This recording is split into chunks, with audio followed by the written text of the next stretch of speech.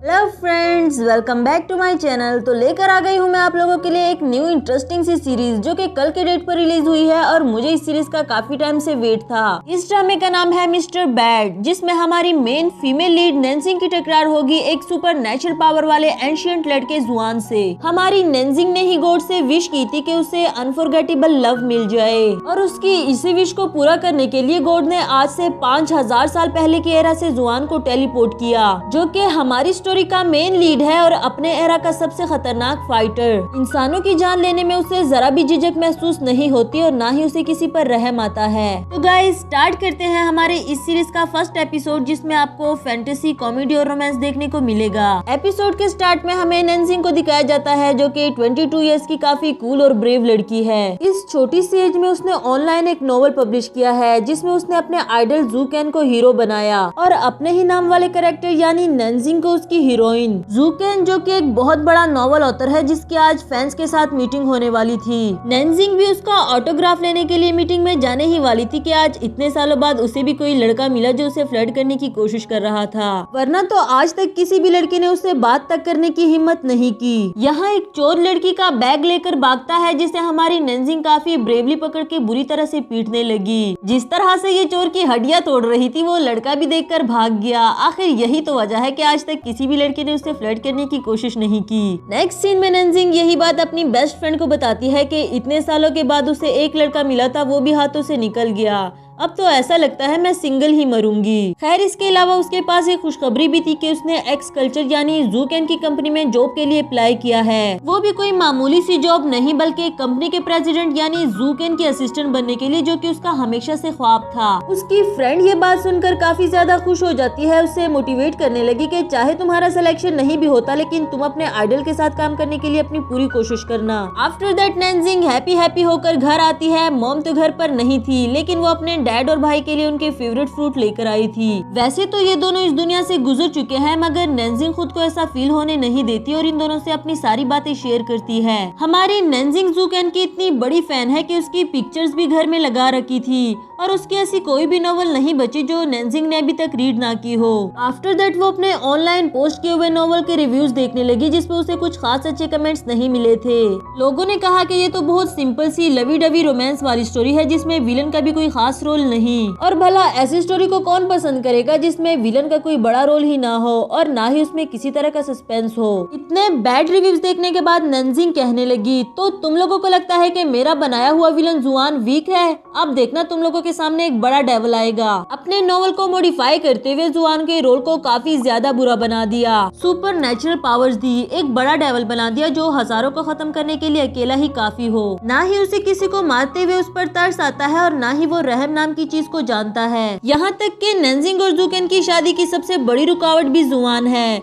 जब तक वो ना चाहे कोई नेंजिंग से शादी करके तो दिखाए। पर उसकी मॉम को तो जुआन का रोल जूकेन से ज्यादा पसंद आया। कहने लगी कि ऐसे ब्रेव, जेनरस, स्मार्ट, इंटरेस्टिंग लड़की तो सबको पसंद होते हैं जिन्हें फ्लर्ट करना भी आता हो। जो भी है, वो अपनी मॉम की बात थोड़ी ना मानने वाली थी।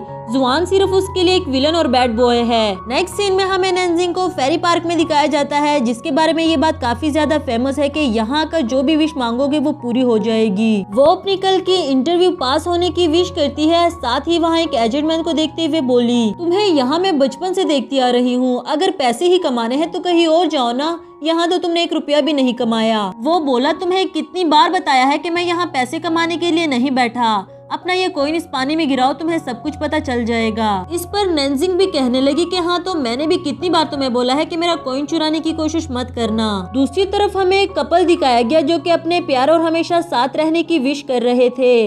इनसे डिस्ट्रैक्ट होकर नेंजिंग ने भी विश की, गॉड तुम सभी को उनके पार्टनर्स दे रहे हो, क्या बुरा है अगर मुझे भी कोई प्यार करने वाला दे दो, कोई ऐसा जो अनफॉरगेटेबल हो। उस एजेड मैन ने भी नेंजिंग की ये विश सुन ली और इसी के साथ ही उसका कॉइन गिरकर पानी में चला गया। वो ऐसे स्माइल कर रहा था जैसे नेंजिंग की ये विश पूरी होने वाली है। फिर नेंजिंग टेलीपोर्ट होकर पानी में चली गई। कॉइन ढूंढते ढूंढते उसकी नजर एक हैंडसम से लड़के पर पड़ी, जो कि कोई और नहीं बल्कि जुआन ही है। जैसे ही उसके पास जाकर उसे हाथ लगाया, दोनों ही वहाँ से गायब हो गए। इसी के साथ हमारी नेंजिंग की आंख खुली, कहने लगी, थैंक गॉड, वो मेरा सिर्फ एक ख्वाब था। हाँ, ये यहाँ क्या कर रहा है? क्या मैं अभी भी ख्वाब देख रही हूँ? आखिर ये है कौन और यहाँ कैसे आ गया?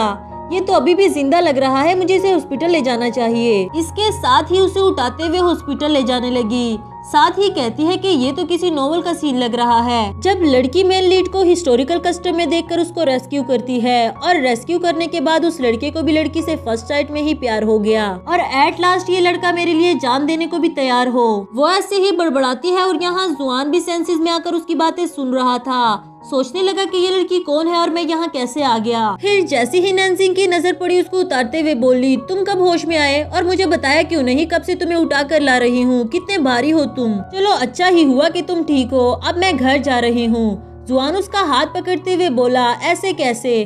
तुम नहीं चाहती कि मैं तुम्हारे लिए जान देने को भी तैयार हो जाऊं? नैन्सिंग अपना हाथ छुड़ाते हुए बोली, ओ मिस्टर, मुझसे दूर रहना, तुम्हें पता भी है मैं कौन हूँ? नैन्सिंग नाम है मेरा, लोगों के लिए मेरा नाम ही काफी है, कोई मेरे पास आने की हिम्मत भी नहीं करता। इधर बेचारा जुआन सोच रहा था कि ये पागल सी लड़की कब से फजूल बोली जा रही है, इसका नाम भी कितना अजीब है, मैंने तो कभी अपनी मार्शल वर्ड में नहीं सुना। ऊपर से इसकी ड्रेसिंग देख लो, इतने छोटे कपड़े कौन पहनता है। जब नैन्सिंग ने बताया कि मैंने ही तुम्हें रेस्क्यू किया और तुम मेरे साथ ही फ्लर्ट कर रहे हो, तो इस पर तो जुआन ने उसको पकड़ ही लिया। आफ्टर दैट नैन्सिंग उसे सारी कहानी बताती है, मगर जुआन उसका यकीन नहीं करता।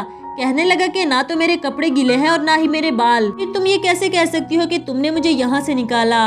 नैन्सिंग उससे अपना यकीन दिलाने की कोशिश कर रही थी। उसे अपने कॉइन के बारे में बताती है जो कि जुआन के पास था। बोला, तुम्हारे पास कोई प्रूफ नहीं है कि ये कॉइन तुम्हारा है, इसलिए मैं तुम्हें ये नहीं देने वाला। नैन्सिंग भी चिढ़कर बोली, तुम कितने अजीब इंसान हो, एक तो ये हिस्टोरिकल कपड़े पहनकर तुम पार्क में आ गए, ऊपर से मेरा कॉइन भी नहीं दे रहे। जबकि जुआन तो उसे ही कह रहा था कि तुम अपने कपड़े देख लो ना, इतने छोटे छोटे कपड़े पहनकर लड़कों के सामने जाते हुए तुम्हें शर्म नहीं आती? अरे भाई क्या हो गया अगर मेरे कपड़े छोटे हैं? वैसे भी ये 21st सेंचुरी है और हर एक को पूरा हक है अपने कपड़े चूज करने का। वो बेचारा सोचने लगा कि आखिर ये सब कुछ हो क्या रहा है, एरस के भी नाम आ गए हैं, मुझे इस लड़की से जान छुड़ाकर जल्द से जल्द पता लगाना होगा। उसका कॉइन फेंक देता है ये कहकर के, ये लो अपना कॉइन, मैं जा रहा हूँ और मुझे फॉलो मत करना। नैन्सिंग उसे रोकती है, उसे बताती है कि तुम जा कहाँ रहे हो, अभी तो हमने फिगर आउट भी नहीं किया कि तुम हो कौन और कहाँ से आए हो। जुआन बोला, तो तुम मेरे साथ फ्लर्ट करना चाहती हो, जैसा कि तुमने मुझे रेस्क्यू करते वक्त बोला था। चलो मैं तुम्हें एक रिवार्ड देता हूँ मुझे रेस्क्यू करने के बदले में।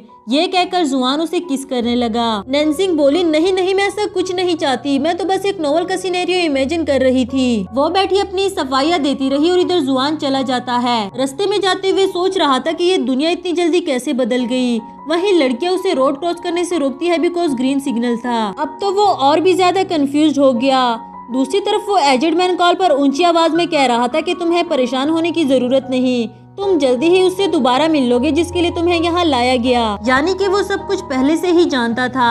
मगर बेचारा जुआन, उसे तो ये भी नहीं पता कि सेल्फीज किसे कहते हैं, पर लड़कियों की इंसिस्ट करने पर उसे सेल्फी के लिए मानना पड़ा। आफ्टर दैट वो हिस्ट्री की बुक्स पढ़ने के लिए लाइब्रेरी चला जाता है और सीन हमारी नैन्सिंग पर आता है जो काफी गुस्से में घर आई। अपनी मॉम को बताती है कि कितने बदतमीज लड़के से मेरा सामना हो गया था, अगर दोबारा मेरे सामने आया तो मैं उसको पंच कर दूंगी। आफ्टर दैट टीवी पे जूकेन का लाइव इंटरव्यू दिखाया जाता है जहाँ उसकी एक कुलीग भी उसके साथ थी। इधर नैन्सिंग की मॉम कहने लगी कि ये दोनों सिर्फ मैट्स और बिजनेस पार्टनर्स तो नहीं हो सकते, ये लड़की जरूर इसकी गर्लफ्रेंड होगी। दूसरी तरफ हिस्ट्री की काफी सारी बुक्स पढ़ने के बाद जुआन को पता चला कि वो 5000 साल पहले की एरा से टेलीपोर्ट होकर यहाँ आया है, पर क्यों आया है ये नहीं जान पाया। नेक्स्ट मॉर्निंग नैन्सिंग काफी फ्रेश मूड में अच्छे से तैयार होकर इंटरव्यू देने के लिए जाती है। आज उसकी लाइफ का सबसे बड़ा दिन है क्योंकि अपने ख्वाब को पूरा करने के लिए उसने अपना फर्स्ट स्टेप ले लिया है। इसके बाद हमें उससे इंटरव्यू देते हुए दिखाया गया और इसी बीच वहाँ जूकेन आ जाता है। अब तो नैन्सिंग की जैसे सांसें ही रुक रही थी क्योंकि उसका आइडल, उसका ड्रीम बॉय उसके सामने जो बैठा है। ऊपर से जूकेन ने उससे बात भी कर ली। अब तो नैन्सिंग के मुंह से कुछ भी नहीं निकल रहा,